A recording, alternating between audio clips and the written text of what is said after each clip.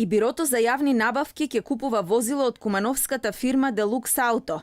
Ова е четврти државен тендер што го добива фирмата која според опозицијата била донатор на владеачката партија СДСМ. Кумановскиот дилер била единствената фирма која се јавила на тендерот, пишува на официјалната страница на Бирото. Одлуката е донесена на 26 јули годинава, а нема детални информации за постапката. Кој од Бирото за јавни набавки ќе се вози во автомобил вреден околу 30.000 евра нема одговор. Алфа денеска ги контактираше во Министерството за финансии, од каде не препратија во Бирото, но наместо одговор од таму ни кажаа дека директорот им бил на боледување и не знаат ништо за набавката на новиот автомобил. Опозицијата очекува јавното обвинителство да ги испита сите набавки на возила од Делукс Ауто Куманово.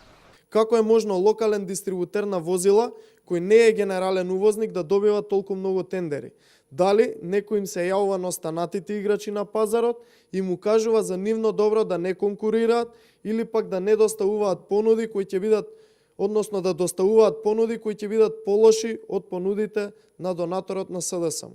Ова се прашања кои заслужуваат не само одговор, туку и сериозна истрага доколку имаме јавно обвинителство кое што е ослободено од партиско-политичките притисоци од власта. Станува збор за пари на граѓаните, а не пари на Вице Заев или било кој член на картелот во власта.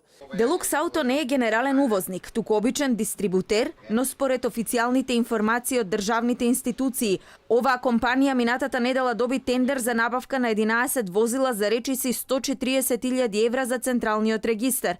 Предходно, истата компанија склучи договор со Министерството за внатрешни работи и тоа во 4 очи за набавка на 45 возила во вредност од 1 милион евра, донација од Чешка. Од Делукс Ауто 11 возила купи Министерството за одбрана во вредност од 153.000 евра. Оваа компанија според опозицијата се наоѓа на листата донатори на СДСМ во 2016, а предходно продавала резервни делови на Кумановско јавно предпријатие кое е под надлежност на општината, со која раководи актуелната владеачка партија СДСМ.